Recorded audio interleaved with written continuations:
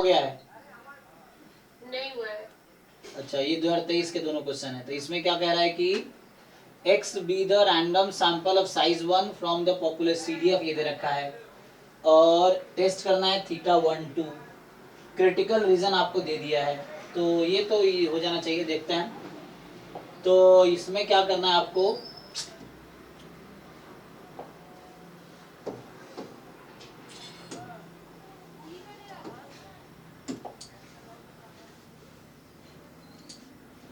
चलिए इसको ट्राई करके देखते हैं। तो एक पॉइंट कर लेंगे फिर हो जाएगा। हो जाएगा ना। तो इसमें तो कुछ खास नहीं लग रहा है, क्योंकि क्रिटिकल रीजन है रिजेक्ट H नॉट, और ये सिंगल ऑब्जर्वेशन है। सो ये बोल रखा है reject H not if x जो है आपका मोर देन 1/2 है। तो क्या क्या फाइंड करना है, ये दे रखा है H नॉट, दे रखा है H1। अल्फा क्या है, अल्फा है लेवल। तो अल्फा के लिए फॉर्मूला वही है, probability of rejecting H not when H naught is true. तो ये निकल नहीं जाएगा। इसमें आप ये CDF है, तो आप x मोर देन हाफ है, तो काम करो, इसको लिख सकते हो 1 minus CDF of half when theta is 1। तो पहले थीटा को 1 रख दो, इसमें थीटा को 1 रखो तो क्या बन गया, ये थीटा को 1 रखो पहले, तो 0x1 ऐसा बन जाएगा थीटा को 1 रखने पे। और तो CDF एट हाफ क्या आ जाएगा, तो 1 माइनस 1/2, तो 1/2 आ गया। चेक करो, पहले थीटा को 1 रख दो, ठीक है, और ये CDF एट हाफ है। थीटा को 1 रखने के बाद CDF x हो गया, जब x 0 से 1 के बीच है, तो हाफ तो 0 से 1 के बीच है, तो हाफ आ गया। बीटा क्या है, पावर। तो बीटा का डेफिनेशन क्या है, probability of rejecting H not when H1 is true. Same story. So 1 minus CDF at half when theta is 2। तो थीटा को आप 2 रखो पहले, तो ये 1 माइनस x का होल स्क्वायर, तो 1 माइनस 1 माइनस का होल स्क्वायर क्या है, x लेस देन 0.5 है ना। अरे 0.5 का मतलब क्या है, वही यहाँ पे क्रिटिकल रीजन एक ग्रेटर देन हाफ है।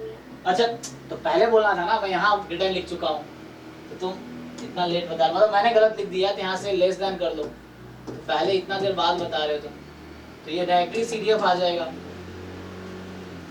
पहले बताना था ना। सो ये हो गया alpha CDF x at half जब थीटा 1 है, तो कोई बात नहीं, ये CDF थीटा को 1 रखो तो x ही हो गया, तो इसका आंसर फिर भी 1/2 ही आ गया, लेकिन यहाँ चेंज होगा, है ना, तो तुम्हें बताना चाहिए नहीं लेस देन हाफ, ये मैं मोर देन मतलब गलत देख लिया मैं, ठीक है ना। तो यहाँ से ये आ गया CDF at 1/2 when theta is 2। तो इसमें थीटा को 2 रख दो और x को 1 रख दो, क्या आ जाएगा, तो 1 माइनस 1 माइनस x का होल स्क्वायर, हाँ तो क्या है, तो ये आ जाएगा 1 माइनस 1 माइनस 1/2 का स्क्वायर, कितना आ जाएगा ये, सो 1 माइनस 1/4 3/4। सो ये अल्फा आ गया 1/2, बीटा आ गया 3/4, तो अल्फा प्लस बीटा कितना आ गया, इसको ऐड कर लेते हैं, ये 2/4 है, तो 5/4 आ गया। चेक कर लीजिए, आंसर है नहीं, चेक कीजिए,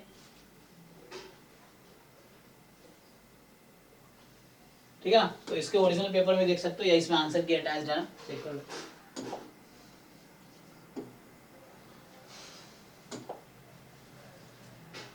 ठीक है, देखो आंसर मैच हो रहा है कि नहीं, चेक करो, इसमें आंसर की था ना इसमें,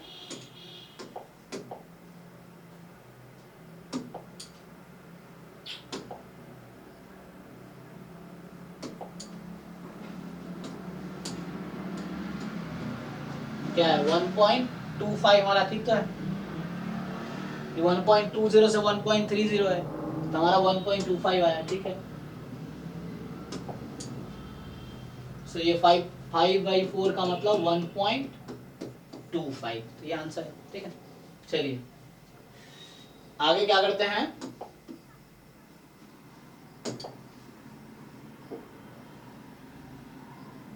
नेक्स्ट। तो इसमें और कोई डाउट रह गया तो बताओ, इस वाले असाइनमेंट में। Question 4 sir.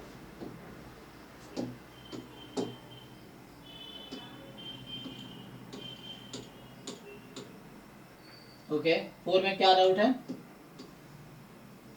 अच्छा ये actually at any level alpha uniformly most formal test for H naught against H1 does not exist, answer C correct है। इसका रीजन ये है, इसमें तुम्हें यहाँ पे क्या होगा, पावर का डेफिनेशन क्या है, Reject H0 when H1 is true. H1 is true.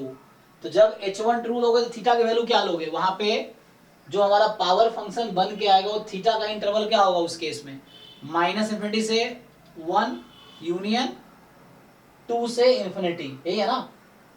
लेकिन क्या इस इंटरवल में मैक्सिमम मिनिमा एग्जिस्ट करेगी, एक्चुअली एंड पॉइंट इंक्लूडेड नहीं है, मतलब इसीलिए इस पे मैक्सिमा एग्जिस्ट नहीं करेगी। पावर क्या होता है, जब आपका हाइपोथेसिस कंपोजिट है तो जो पावर आएगा वो मैक्सिमाइज करना पड़ेगा, क्योंकि पर्टिकुलर थीटा तो है नहीं कि पुट कर दोगे पावर में। Probability of rejecting H0 when H1 is true, तो H1 में है थीटा की वैल्यू -∞ से माइनस, -∞ से 1, -∞ में ओपन, यहाँ भी ओपन इंटरवल होगा, 2 से इन्फिनिटी ओपन इंटरवल है। तो उस केस में क्या होगा, चूंकि 1 और 2 इंक्लूडेड नहीं है तो उसकी मैक्सिमा एग्जिस्ट नहीं करेगी पावर की, इसलिए मोस्ट पावरफुल टेस्ट एग्जिस्ट नहीं करेगा यहाँ पे। या इस तरह क्वेश्चन, हाँ सर 2 पे मैक्सिमम रहता है। हाँ, लेकिन ये वो एग्जिस्ट नहीं करेगा क्योंकि यहाँ पे इंक्लूडेड नहीं है 2 और -2 है ना, यहाँ दोनों इंक्लूड कर दिया है, तो इसीलिए यहाँ पे पावर इसका एग्जिस्ट नहीं करेगा। तुम्हें क्रिटिकल रीजन तो निकाल लोगे, पावर विल नॉट एग्जिस्ट, तो इसीलिए इसका ये आंसर है कि most powerful test for H0 against H1 does not exist, क्योंकि उसने इंक्लूड नहीं किया एंड पॉइंट को, तो यहाँ मैक्सिमा नहीं मिलेगा, साइज मिल जाएगा लेकिन पावर नहीं मिलेगा। नेक्स्ट बताओ, ठीक है, इसके ही लॉजिक है, यहाँ पे ओपन इंटरवल है इसलिए। और कोई डाउट है इसमें,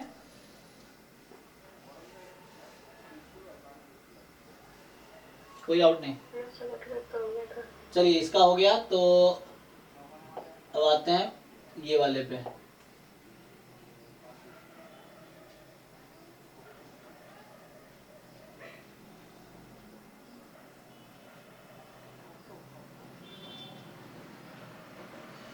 बताइए।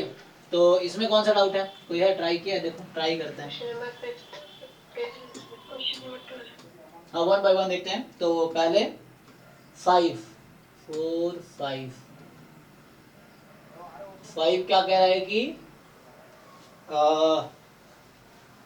a simple random sample of size 10 from normal mu sigma square gives 98% confidence interval this, then the null hypothesis H0 जो कि है mu की वैल्यू 20.5 अगेंस्ट H1 जो कि है mu इक्वल नहीं है 20.5 के, तो ये कह रहा है can be rejected at 2% level of significance, can not be rejected at 5% level of significance, can be rejected at 10% level of significance, या can not be rejected at any level of significance. Okay, try करके देखते हैं।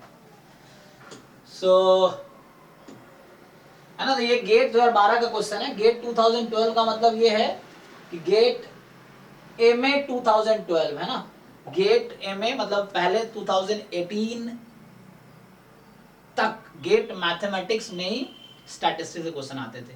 19 में gate statistics अलग हो गया, gate mathematics, तो अब गेट मैथमेटिक्स का जो एग्जाम होता है 19 20 21 2023 5 साल में जो गेट मैथमेटिक्स के एग्जाम, उसमें कोई प्रोबेबिलिटी या स्टैट से क्वेश्चन नहीं आते हैं, है ना, क्योंकि गेट स्टैटिस्टिक्स अलग हो गया।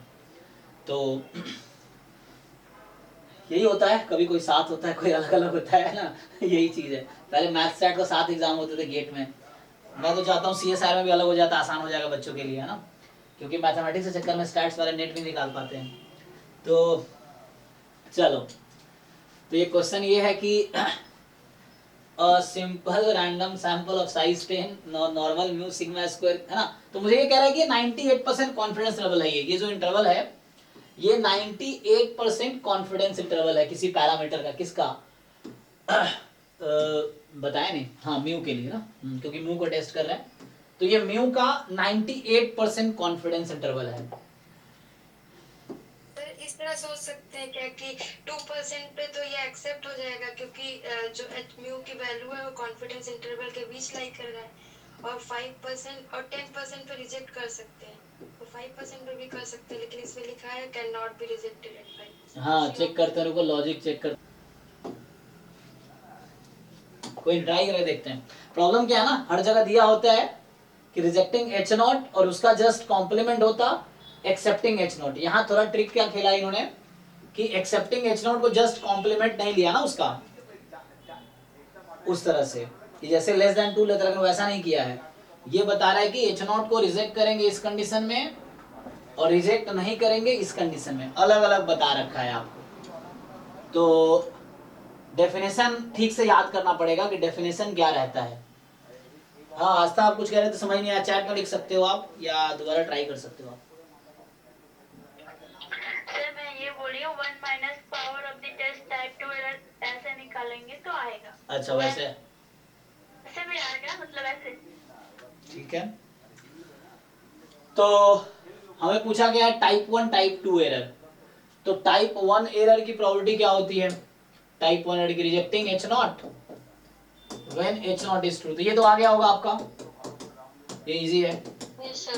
कि रिजेक्टिंग एच नॉट का मतलब बता रखा है X more than equal to 2 when H naught is true. तो पी को मुझे 2/3 लेना है, मतलब एक्स मेरा इस केस में जब एच नॉट ट्रू है तो एक्स मेरा हो गया बाइनोमियल 3,2/3, यही ना। तो उसे निकाल लीजिए आप, तो आपका x है इसका मतलब 20/27 हाँ 3,2/3। तो ये आपका ओके है, कितना आ गया 20/27। 20/27। तो मतलब आपको लग रहा है कि ये ठीक है, तो इसका मतलब ये और ये आउट हो जाएगा। अब आपको चाहिए पावर, है ना। सो व्हाट इज द, तो पावर मतलब टाइप 2 एरर। तो टाइप 2 एरर मतलब ऐसे निकालोगे तो 1 minus probability of, sorry 1 minus power निकालेंगे तो टाइप 2 एरर, इससे कह रहे हो आप आंसर आ जाएगा, है ना।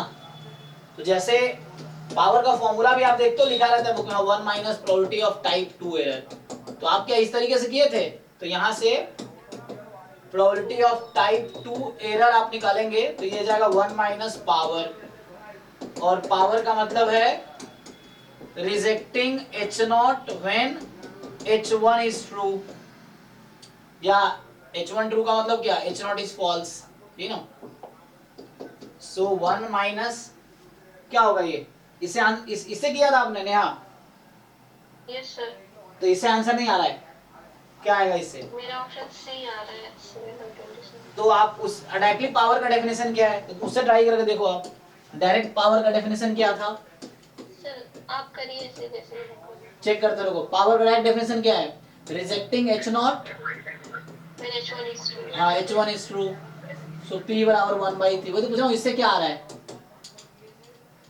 तो यहाँ पे x इस केस में इसके पावर 20/27 3,1/3 हो जाएगा यहाँ से।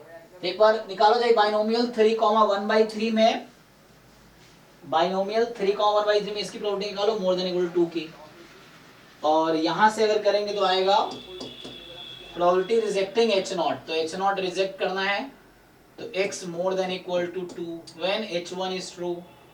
तो h, एक मिनट, पावर ना, अच्छा मैं पावर की फॉर्मूला लिख दिया तो यहीं से आ जाएगा, पावर तो आ ही जाएगा। डायरेक्टली टाइप 2 का डेफिनेशन मैं लिखना चाह रहा था, देखो डायरेक्टली टाइप 2 का फॉर्मूला क्या होता है टाइप 2 एरर का,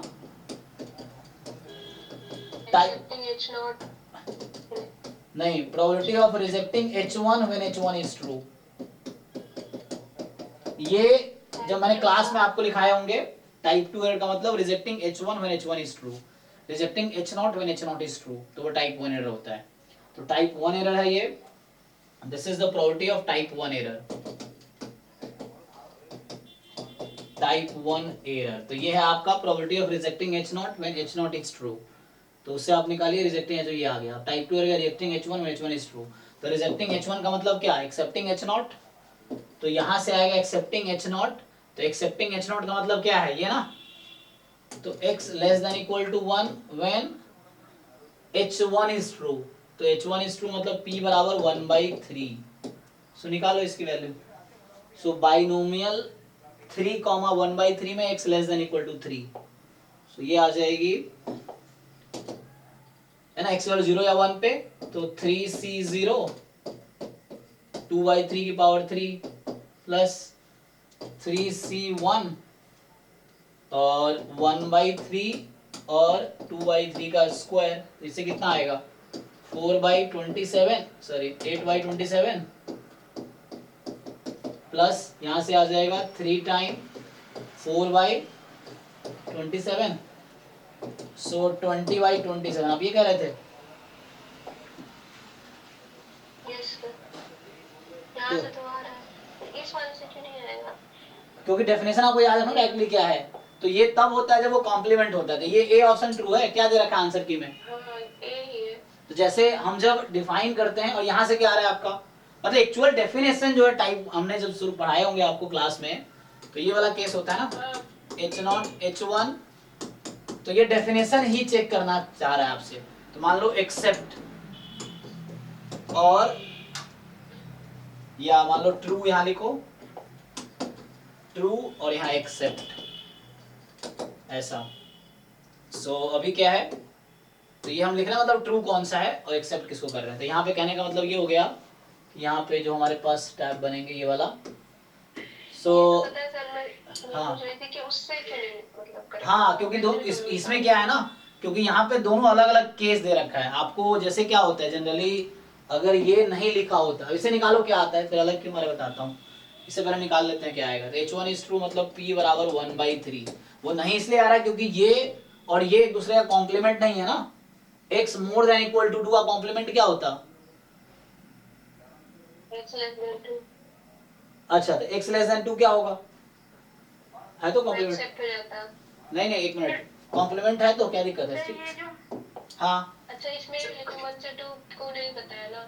लेकिन 1 से 2 हो भी तो नहीं सकता ना, बाइनोमियल है तो 1 से 2 क्यों होगा? बाइनोमियल तो वो होता है ना 0 1 2 3, क्या ही दिक्कत है? वहां पे 2 3 यहाँ 0 1, ओके तो है, क्या ही दिक्कत है? दोनों से आंसर सेम आएगा, चेक करते हैं रुकिए।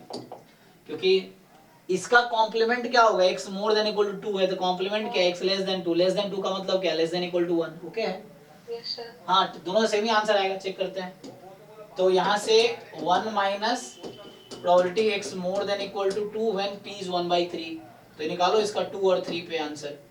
सो 3 x का डिस्ट्रीब्यूशन क्या वही है 3, 1/3। सो 3 चूज 2 1/3 का स्क्वायर और 2/3, फिर 3 चूज 3 1/3 का क्यूब। इसको सिंप्लीफाई कीजिए, आंसर तो वही आएगा 3c23। आपने दोबारा चेक नहीं किया होगा, कैलकुलेशन मिस्टेक किए होंगे। सो 3 चूज ना, ये 6 अपॉन यहाँ से आ गया 27 माइनस 3 चूज 3 1 तो 1/3। सो 1/27, क्या दिक्कत, सेम तो आ रहा है। 1 माइनस 7/27 20/27 सेम तो आएगा। और कहने का मतलब हमने ध्यान से देखा नहीं शुरू में, तो है तो कॉम्प्लीमेंट, जैसे मुझे लगा दोनों अलग अलग चीज है, लेकिन है तो कोई दिक्कत नहीं है, इससे भी यही आएगा और इससे भी यही आएगा। ऐसा इसलिए अब वो प्रॉब्लम तब आती जब वो कॉम्प्लीमेंट इसका नहीं होता, लेकिन है तो मैं लग रहा है शुरू में ऐसा लगा नहीं है, क्योंकि x तो बाइनोमियल है, तो बाइनोमियल में सपोर्ट क्या होगा 0 1 2 3, तो ओके है। तो x less than more than equal to 2 है तो उसका complement x less than 2, less than 2 का मतलब क्या, लेस देन इक्वल टू 1, क्योंकि 1 2 के बीच में तो वैल्यू ही नहीं है x की, x तो डिस्क्रीट है, तो 1 2 के बीच उसका कोई सपोर्ट है ही नहीं, सपोर्ट वैल्यू, तो कोई भी तरीके से निकालो से नहीं आएगा। ठीक है, ओके ओके ठीक है। हाँ, तो किसी तरीके बीच 20/27 यहाँ से भी आया और 20/27 यहाँ से भी आया, किस तरीके आपने कैलकुलेशन मिस्टेक किए होंगे, चेक करो।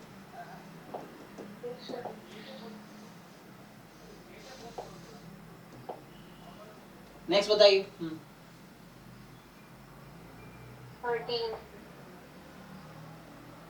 13 से पहले किसी का है डाउट? सो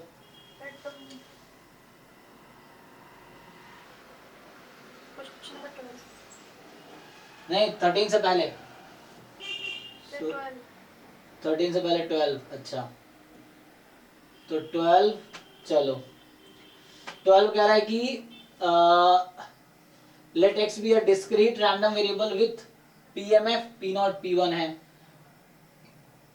तो आपका x p1 मतलब ये एक पीएमएफ है और ये दूसरा पीएमएफ है, और आपको क्या करना है कि टू टेस्ट H0 जहां p बराबर p0 है और H1 मतलब एक में ये पीएमएफ लेना है, दूसरे में ये पीएमएफ लेना है। So the power of the most powerful test of size 0.05, तो आप ट्राई करके देखिए क्या आएगा। तो सर वो मुझे लगा पहले इंक्रीज कर रहा है फिर डिक्रीज कर रहा है, सर वो इंक्रीज ही कर रहा है। इंक्रीज ही कर रहा है तो ठीक है, तो x less than equal to, sir अगर ऐसा डेटा हो कि पहले इंक्रीज कर रहा है फिर डिक्रीज कर रहा है, फिर तब कैसे करेंगे क्रिटिकल रीजन? तो उसके हिसाब से डिसाइड करेंगे, क्वेश्चन के हिसाब से क्या है तो वैसे डिसाइड होगा, क्वेश्चन देखना पड़ेगा, वैसा कोई क्वेश्चन हो तो बताइए, देखेंगे फिर। तो यहाँ पे क्या आ रहा होगा actually, x less than equal increasing है ना, तो रेशियो देख लो। लेस देन के होगी। अच्छा नहीं, लेस देन मोर देन के होगा यहाँ पे, चेक कीजिए। आपने इसका रेशियो लिया होगा ना, आपने इसका रेशियो लिया होगा। मोर देन होगा। तो हम जो लेते हैं, मैं जो पढ़ाता हूँ है ना, कुछ बुक में LH1 अपॉन LH नॉट करते हैं, कुछ बुक में LH नॉट अपॉन LH1 करता है। मतलब मैं जो करता हूँ, जो क्लास में पढ़ाया है LH नॉट अपॉन LH1, तो उस केस में LH आपने जैसे कहा ना, इसका रेशियो इंक्रीजिंग है, तो मैं जो लिखाता हूँ LH नॉट अपॉन LH1 वो इंक्रीजिंग आएगा, है ना।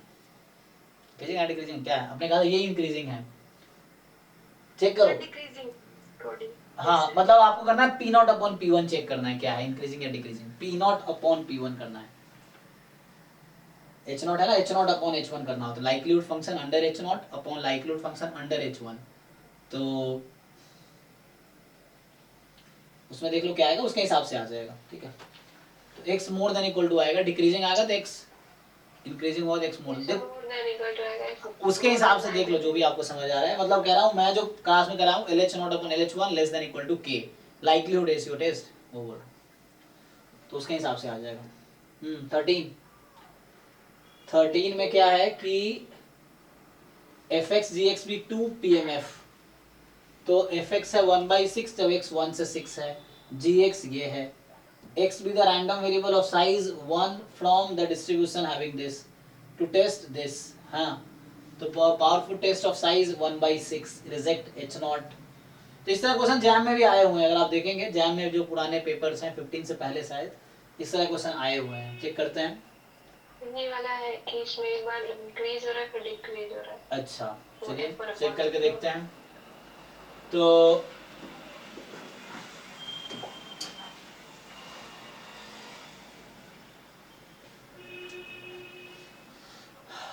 ओके, तो ये कह रहा है कि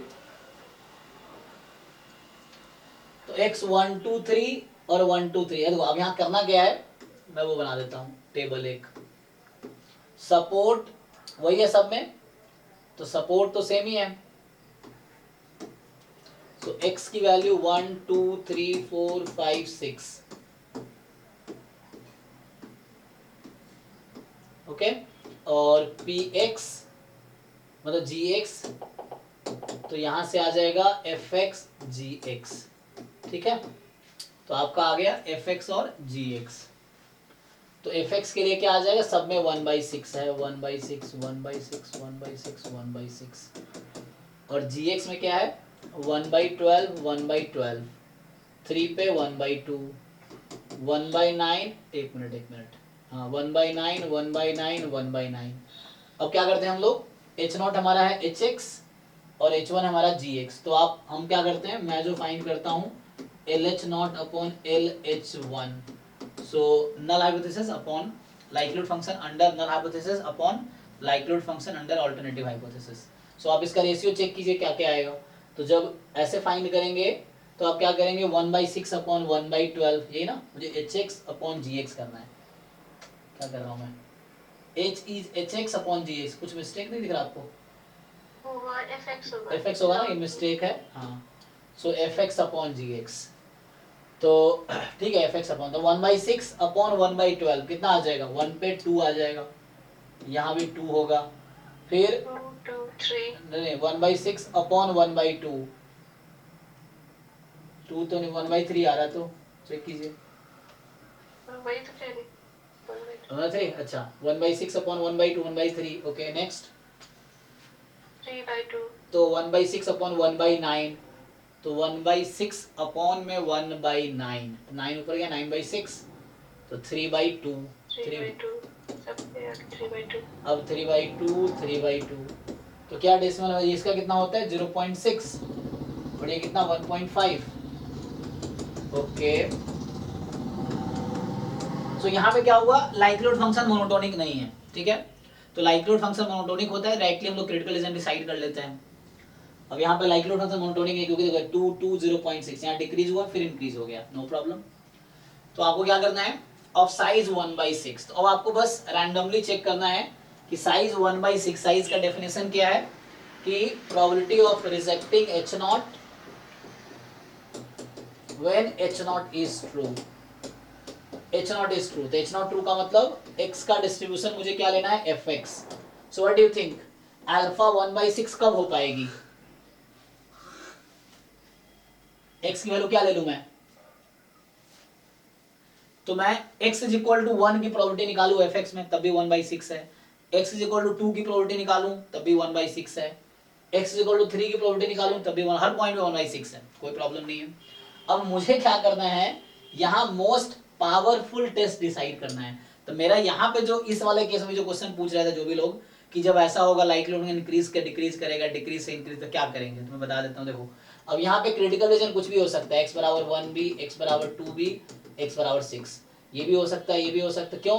क्योंकि ये सब सेम साइज जनरेट कर रहा है। यहाँ पे जो साइज है 1/6, ये सब size probability of rejecting H not, इनमें से कोई भी एक value rejecting H naught when H naught is true, तो ये सब 1/6 ही देगा। तो ये सब सुटेबल क्रिटिकल रीजन है, लेकिन मुझे क्या इंटरेस्ट है कि वैसा क्रिटिकल रीजन, अभी मैं डेफिनेशन आप याद करो मोस्ट पावरफुल टेस्ट का क्या होता है। बहुत सारे क्रिटिकल रीजन है, वो क्रिटिकल रीजन जिसके करस्पॉन्डिंग हाईएस्ट पावर आएगा वो हमारा मोस्ट पावरफुल क्रिटिकल रीजन है, सिंपल।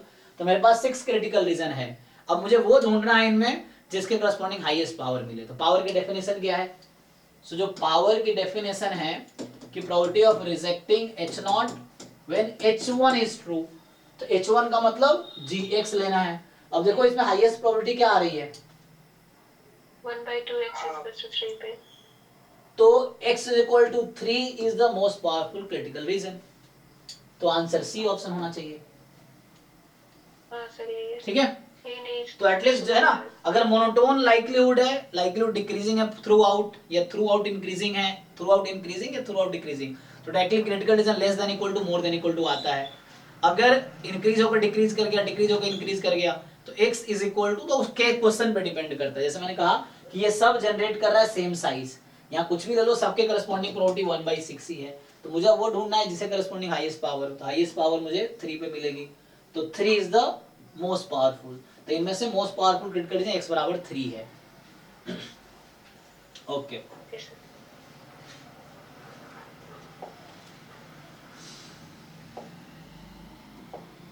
नेक्स्ट बताइए, तो ये हो गया 13। 18 है।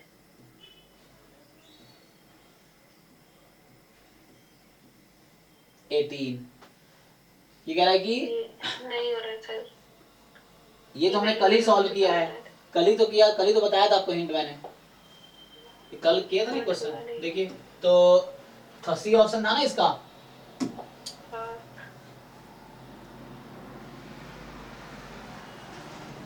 ये तो सिंपल है ना। आपको क्या करना है, पी वैल्यू का डेफिनेशन यहाँ पे क्या होगा, P value probability of y more than equal to its observed value for when h naught is true, theta is equal to 1/2।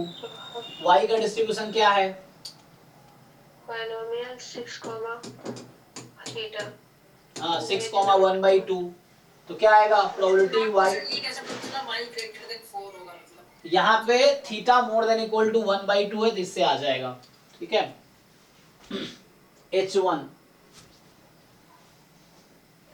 तुम डिसाइड भी कर सकते हो, कोई दिक्कत नहीं है, तुम वो कर सकते हो। यहाँ पे तो लिखा है y corresponding to the observed sample is 4, तो मतलब इससे क्या मतलब समझेंगे आप?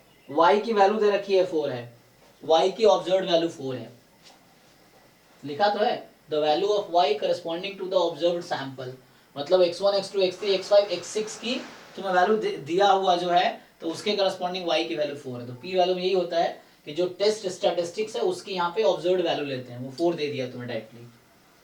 तुम अगर चाहो तो क्रिटिकल रीजन निकाल सकते हो, LH0 upon LH1 less than equal to k करो, तो इसका लाइक्लीहुड फंक्शन निकालो बाइनोमियल का, लाइक्लीहुड फंक्शन का फिर under h0 upon under h1, ये तो अल्टरनेटिव है, तो बाइनोमियल का MLE यूज करो, तो MLE यूज करोगे तो ये बता दिया तुम्हें कि क्रिटिकल रीजन इसके टर्म्स में आएगी। तो मैं डायरेक्टली बता रहा हूँ, यहाँ से जो आएगा तुम्हारा y more than equal to k आएगा, ये क्रिटिकल रीजन आएगा, या x bar more than equal to k आएगा, चेक कर लो एक बारी। तो ये तुम्हें इसके टर्म में काम करना है, तो मोर देन इक्वल टू 4, अब ये निकालो 4 5 6, y बराबर 4 क्या है, y बराबर 5 क्या है, y बराबर 6 क्या है प्रोबेबिलिटी, और इन तीनों को ऐड करके यहाँ लिख दो, बताओ जी क्या आएगा। भैया क्रिटिकल रीजन ही गलत आ रहा था। y less than 4 less than है, यहाँ पे मोर देन ही लेना पड़ेगा। लेस देन क्यों आ रहा है? तो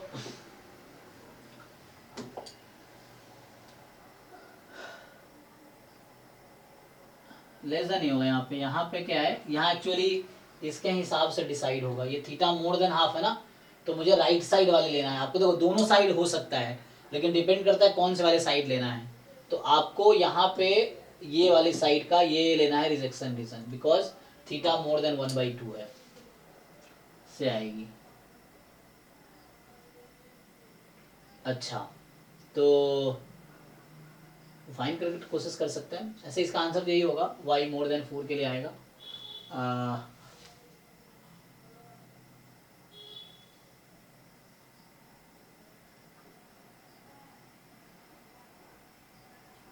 तो बाइनोमियल लाइक्लीहुड फंक्शन क्या होगा? अगर बाइनोमियल का मैं डिराइव करूं यहाँ से, तो ये 2 साइडेड नहीं है ना, 1 साइडेड टेस्ट है। तो इसमें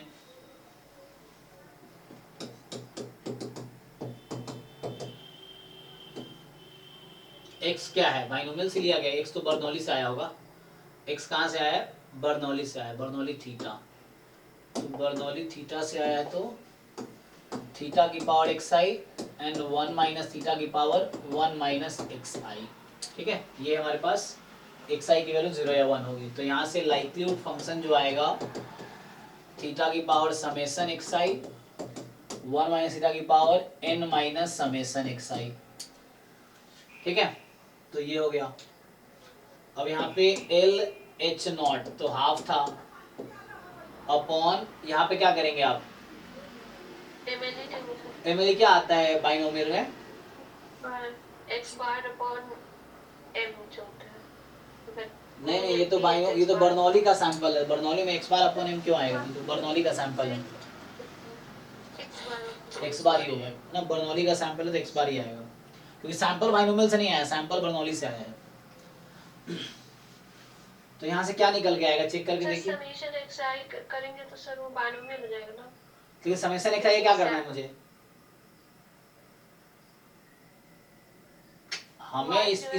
हमें इसका एमएलई चाहिए। यहाँ से हमें देखना है कि समेशन xi का क्या करना है आपको। अरे इसको मैक्सिमाइज करो, ये कब मैक्सिमाइज होगा? ये थीटा 0 से 1 में ये मैक्सिमम कब है? थीटा तो 0 से 1 में, हाँ। तो इसको आप मैक्सिमाइज करो ना, थीटा क्या बन के आएगा मैक्सिमाइज करोगे आप? तो हाँ x बार ही आएगा। इसको मैक्सिमाइज करो आप। सो यहाँ चलो पैरामीटर पे नहीं है डिपेंड, तो आप निकालो x बार ही आएगा। तो x बार से करके देखो अब क्या आता है। सो यहाँ से हालांकि उसने दे रखा है, तो उसका मतलब यही है थीटा मोर देन हाफ है, तो मतलब वो देख के पता चल जाता है कि क्या आपको h1 दे रखा, उसके हिसाब से क्रिटिकल रीजन आएगा। तो यहाँ से क्या लिखेंगे, ये लिख लो, हाफ की पावर समेसन xi और 1 माइनस, अच्छा आपको ये दे रखा है y की वैल्यू आपको दे रखी है 4, है ना। तो समेसन xi 4 दे रखी है, कोई बात नहीं, तो बाद में यूज करेंगे उसको, तो ऑब्जर्व वैल्यू बाद में है। तो 1 माइनस थीटा, तो यहाँ पे हाफ ही हो जाएगा ये भी। तो न्यूमरेटर में हाफ की पावर जस्ट n आ जाएगी। हाफ क्या आएगा, n माइनस समेसन xi, क्योंकि थीटा को तो हाफ रखना है अंडर h नॉट, और h1 में क्या रखना है, x बार की पावर समेसन xi और 1 माइनस x बार इसकी power n minus summation xi। Okay, less than equal to k। इसको जरा सिंप्लीफाई करो, क्या मिलेगा? तो ये तो कैंसिल हो गया समेसन, तो ये हाफ आ गया, तो इसको रेसिप्रोकल कर दो। तो x बार की power summation xi 1 minus x bar इसकी power n minus summation xi, और ये आ जाएगा मोर देन इक्वल टू सम, यहाँ k1 है तो इसको k2 ले लो, क्योंकि रेसिप्रोकल करते हैं तो कांस्टेंट है ये, तो हाफ की पावर n आ, इधर भेज दो इसको। तो यहाँ से क्या आया, अब इसको एक बार सिंप्लीफाई कर लो। 1 माइनस एक्स बार इसकी power summation xi 1 minus X bar power n more than equal to k2, इस तरीके से कुछ बनेगा।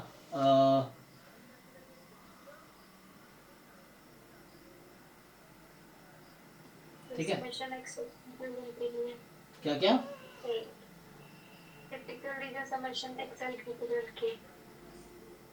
हाँ, तो वही बनेगा। अब समाव इसको प्रूफ करके देखना पड़ेगा।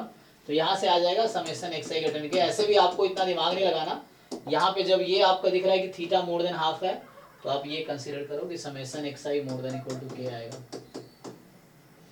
यहाँ पे क्रिटिकल रीजन ये कोई भी लेना। डिस्ट्रीब्यूशन होगी अगर ये, हाँ इस तरह केस होगा। और इससे तो फिर आंसर आ जाएगा y greater than equal to 4 पे। ना वो क्वेश्चन में जो लिखा रहता है, लेकिन ठीक है आ जाएगा इससे। हाँ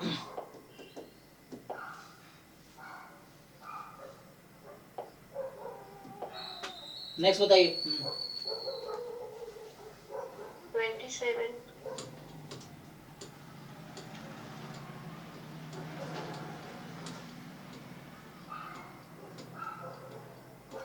तो बाकी लोगों ने किया नहीं है भाई, सयानी तुमने किया नहीं? ये तो 20 33। अच्छा 33, उससे पहले कोई डाउट नहीं है? नहीं सर सब कर लिए सर। अच्छा 27 तो अभी कुछ क्वेश्चंस रिग्रेशन है। हाँ रिग्रेशन है कुछ ये उसको सर छोड़। वही वाला सेम ही है। हाँ ये वही क्वेश्चन है जो अभी था। हाँ लेग्स एंड हाफ था जो हाँ किया था अभी हमने। तो 33 है 33।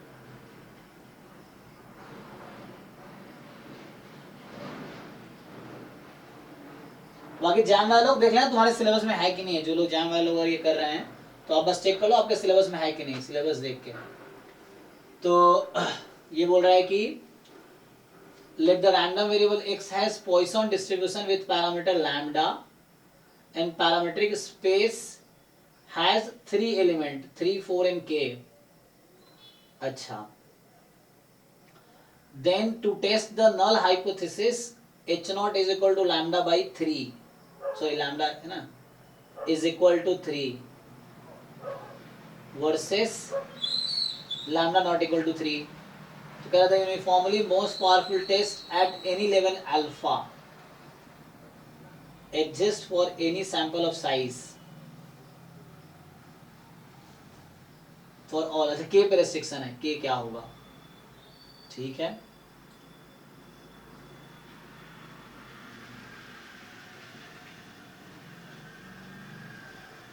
मतलब ये लैम्डा की पॉसिबल वैल्यू है, लैम्डा की 3 पॉसिबल वैल्यू है यहाँ पे है ना। पैरामेट्रिक स्पेस मतलब ये है कि जो पैरामीटर की पॉसिबल वैल्यूज हो सकती है, या 3 होगी या 4 होगी या k होगी।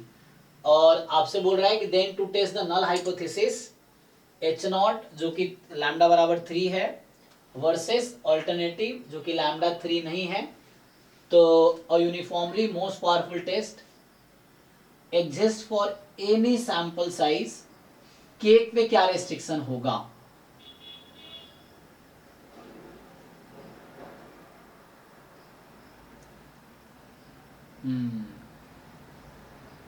कि के क्या है 3 4 नहीं होगा, या के 4 से ज्यादा होगा, 3 से कम होगा, 3 से ज्यादा होगा।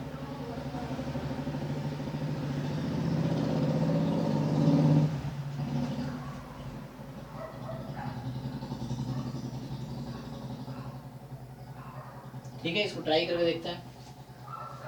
लेकिन ये सिंपल वर्सेस कंपोजिट है ना।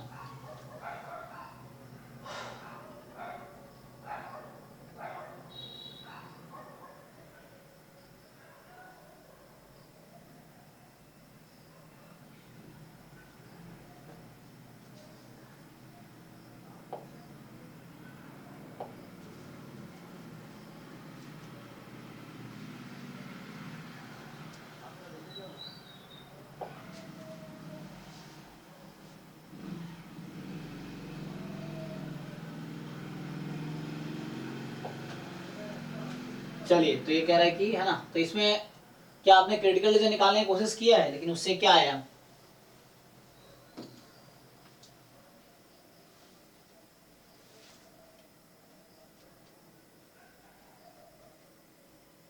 इसे निकाला बट सेपरेटली x का टर्म नहीं आ रहा है मतलब।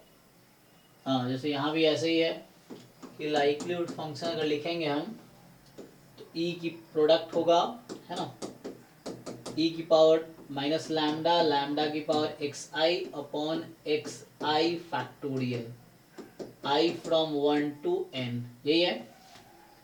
एंड ठीक है यहाँ से क्या आ जाएगा यहाँ से आप ब्रेक करोगे तो e की पावर आ जाएगी -n लैम्डा और लैम्डा की power summation xi upon xi factorial, ठीक है, प्रोडक्ट में।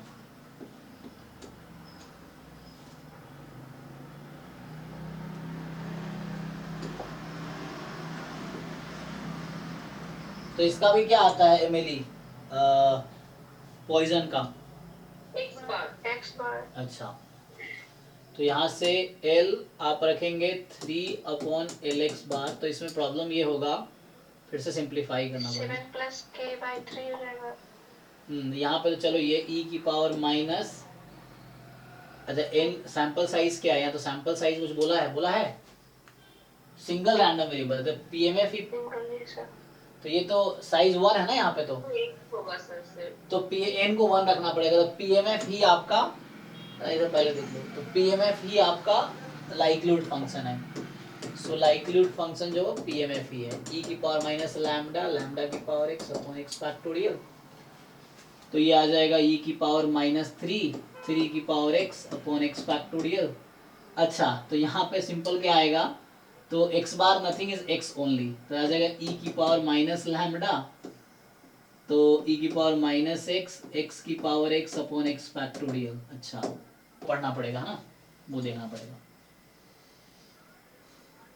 अलग अलग डिस्ट्रीब्यूशन का अलग अलग क्राइटेरिया है, आप चेक कर सकते हैं उसमें। बीके वर्तकी में चैप्टर 9 है और 9 में जो है 9.46 है, 9.56 है, एक बार देखिए आप, तो उसमें जाकर समझ आएगा क्या क्राइटेरिया है।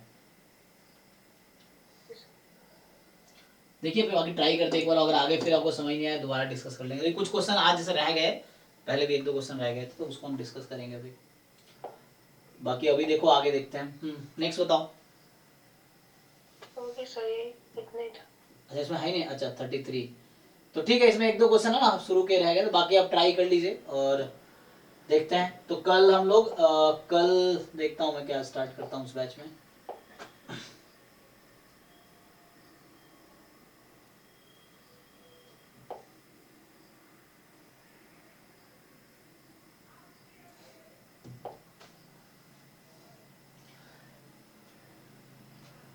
ठीक है, तो कल मुझे लग रहा है ये मैं कंप्लीट 2-4 क्लास में ये कंप्लीट करवा देता हूँ, तो मैथ्स का खत्म ही हो जाएगा।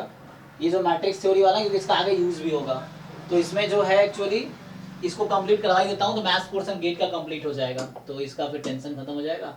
फिर बचेगा आपके लास्ट के बॉटम के 3 पोर्शन है, तो उसको डिस्कस करेंगे, ठीक है।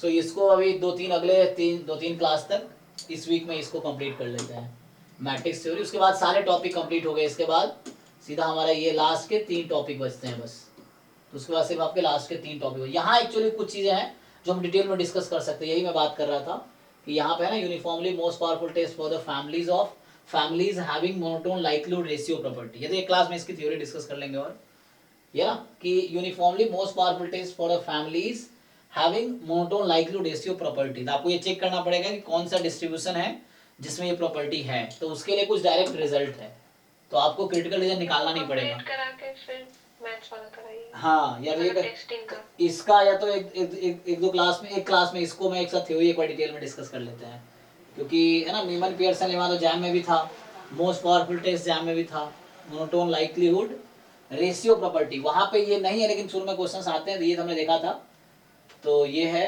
और उसके बाद यूनिफॉर्मली मोस्ट पावरफुल टेस्ट वहां डिस्कस किया था, uniformly most powerful test for the families of, ये सब डिस्कस करना है। Uniformly most powerful unbiased test, uniformly most powerful unbiased test for the exponential families, and then likelihood ratio test discuss कर चुके हैं, और लार्ज सैंपल टेस्ट, मतलब large sample test में क्या होगा ना, तो वो देखना है। तो ठीक है, एक क्लास इसकी मैं थ्योरीज करवा देता हूँ, जो थोड़े बहुत बचे हैं रिजल्ट है ना, तो वो एक क्लास में करके फिर ये कंप्लीट करके फिर मैथ्स पोर्शन करके फिर हम वो करना, तो एक कल मैं ये करवा देता हूँ इसकी थ्योरीज जो थोड़ी बहुत बची है, इसको कंप्लीट करके और फिर ये करके मैट्रिक्स करके खत्म हो जाएगा, और उसके बाद फिर ये 3 टॉपिक बचेंगे, तो ये यहाँ से स्टार्ट करेंगे, धीरे धीरे हो जाएगा, ज़्यादा है नहीं। तो ठीक है, चलिए तो अभी के लिए आज ये स्टॉप करते हैं, और 1-2 क्वेश्चन जो रह गया उसको नेक्स्ट क्लास में मैं कराता हूँ कल, है ना। Okay, thank you, good night.